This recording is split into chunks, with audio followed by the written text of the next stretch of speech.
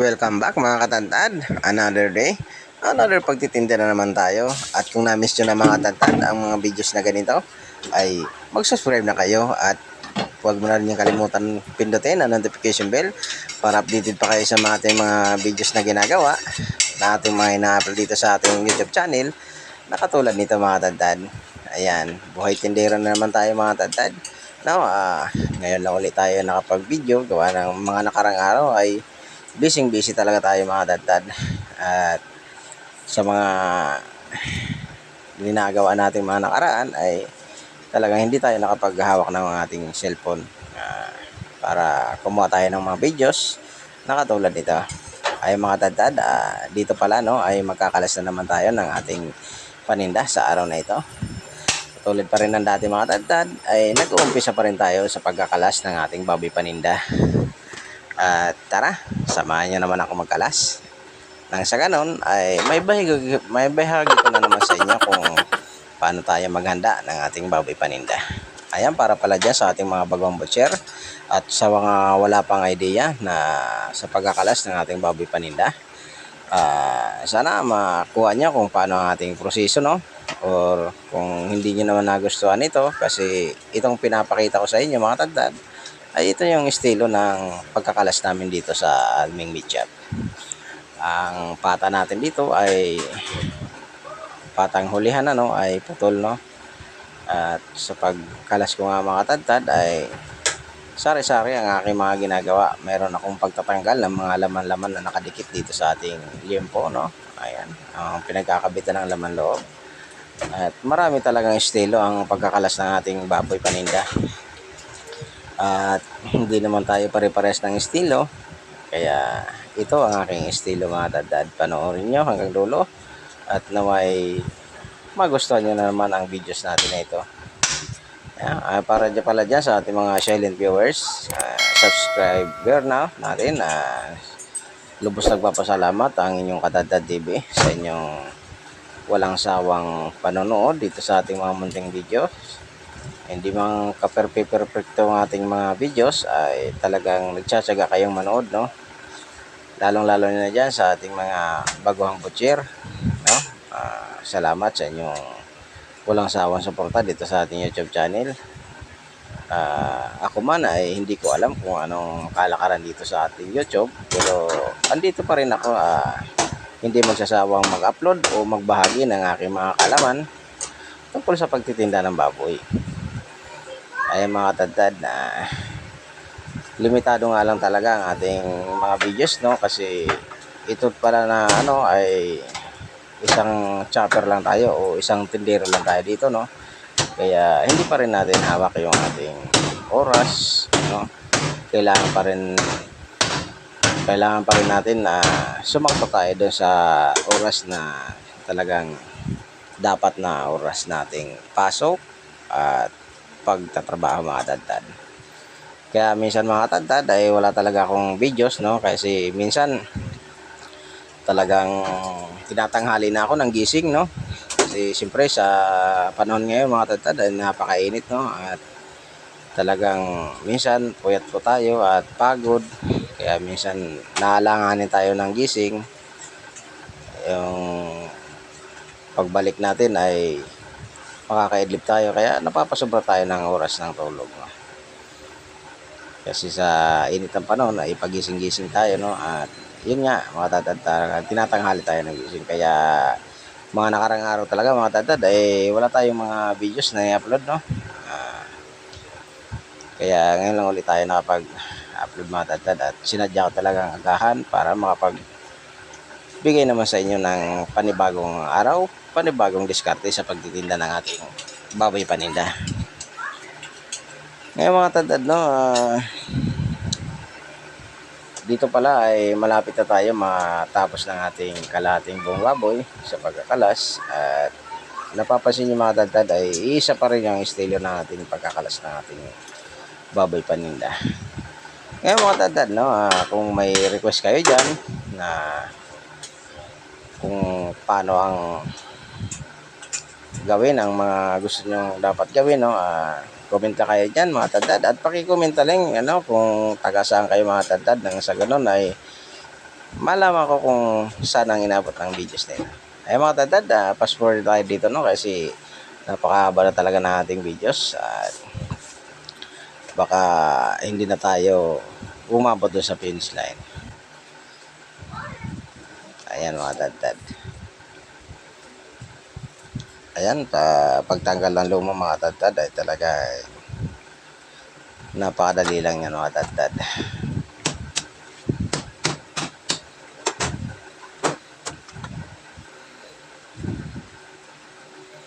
Yung limbo pala natin dito mga tadtad no ay mayroon pa ring pinakadulo or pinakapicture no. Ayan, yung nakikita nyo yung patulis na yan sa bandang dibdib ng baboy no. Ayan yung tinatawag na picture. Ayan. Ay sa pagputol naman ng pata dyan hulihan no. O, ayan nakikita nyo mga tadtad talagang kasama na rin ang ano dyan. Magiging bias na yung kanyang pinakabinti. Pinakabuto dito sa kanyang tuhod.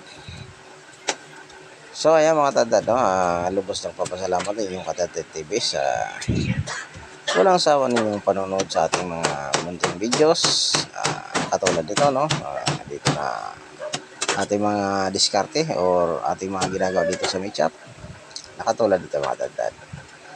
Ayan mga tadtad, panoorin nyo na hanggang dulo and then salamat sa inyong panonood. God bless you all.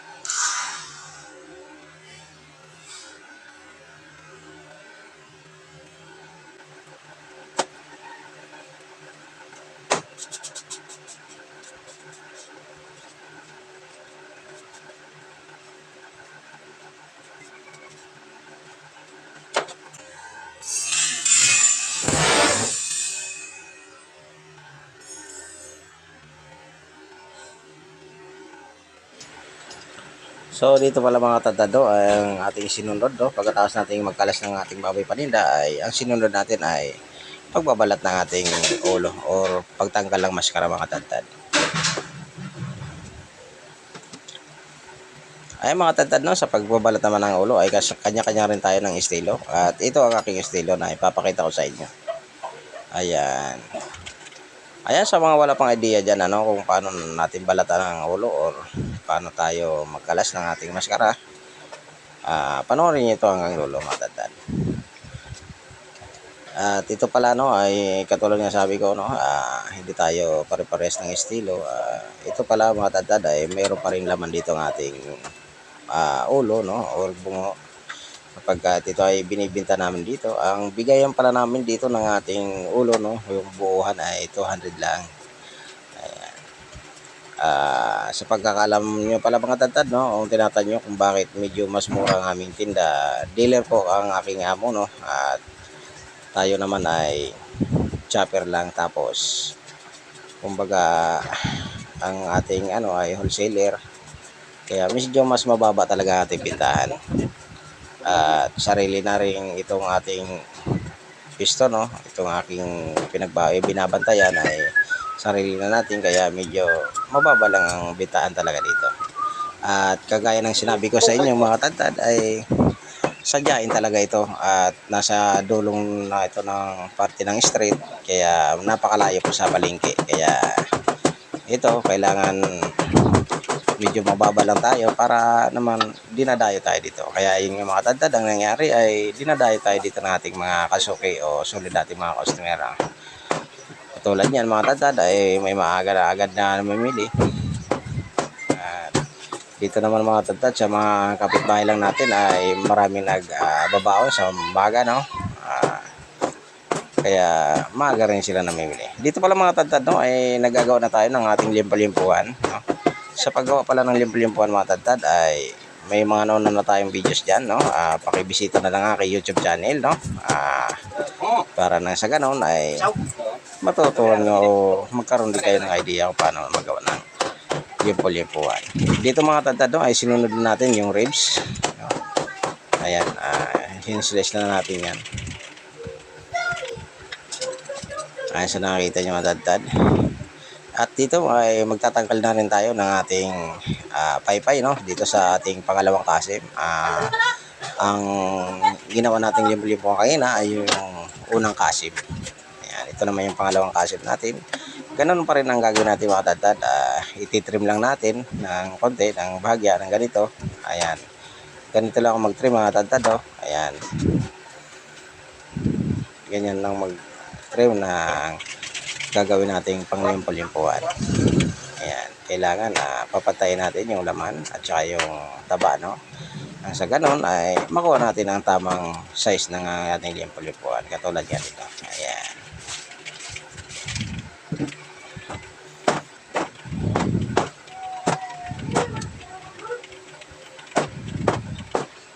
Ay mga tadtad, no, napakaganda po ng ating limpo-limpuan. Gawa na yung ating kasim ay hindi masyadong katabaan. Nagsakto po lang siya at kaya bumagay talaga siya sa ating pagiging limpo-limpuan. Ayan. Mga tadtad, no, ganito lang ako maghanda ng ating baboy paninda. Unang-una natin ginagawa ay magkakalas. At kung ay susunod natin doon ay pagdidisplay na nakatulad dito. Ayan.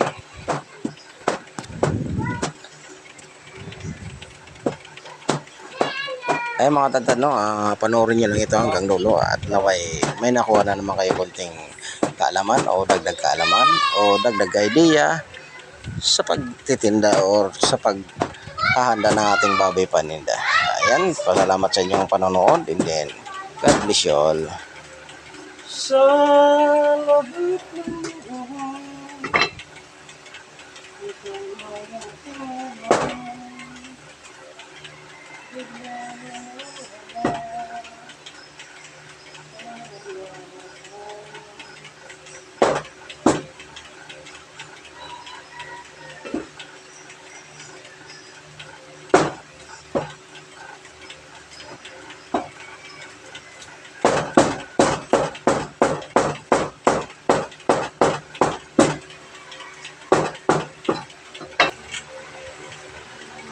Ay mga tadtad, no, dito pala ay magdi-display tayo ng ating pigi. Sa pag-display pala ng pigi mga tadtad, ito ang estilo ko, ano, tatanggalin ko muna yung pinagdugtungan ng patang hulihan at boneless na rin yung mga tadtad.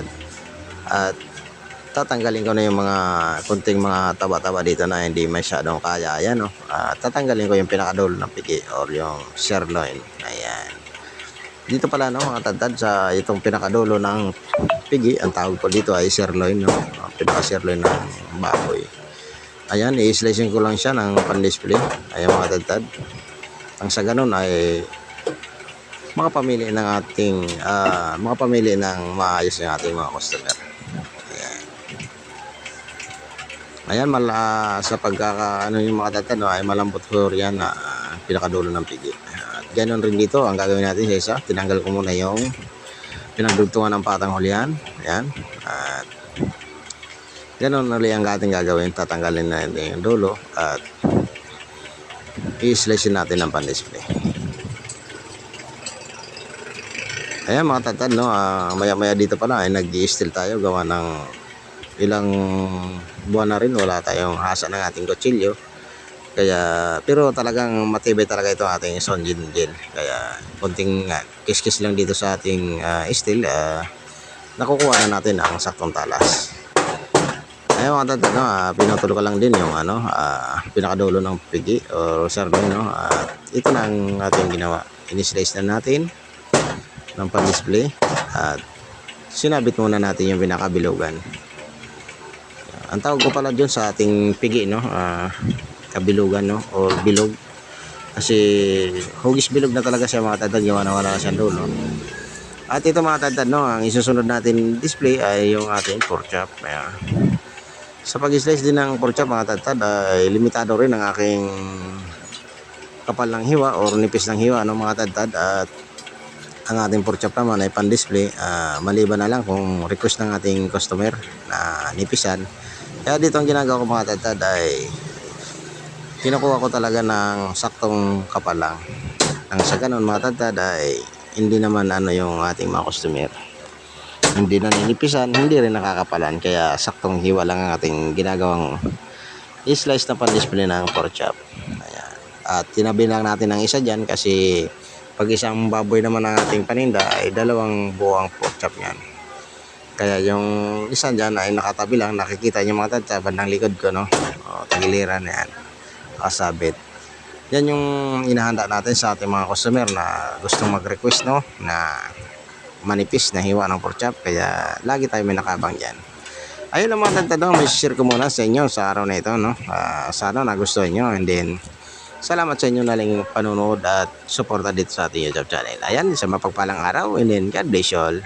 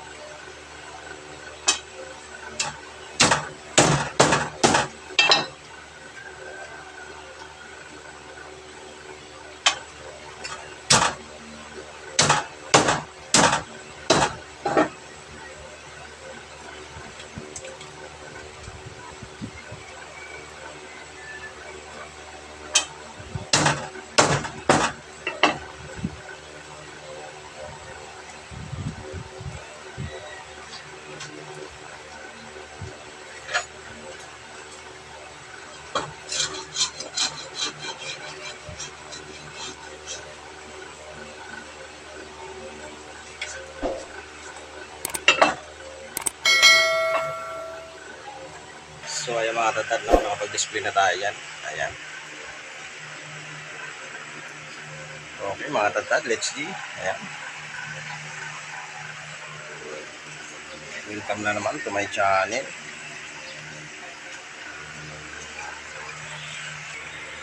Ayan pa.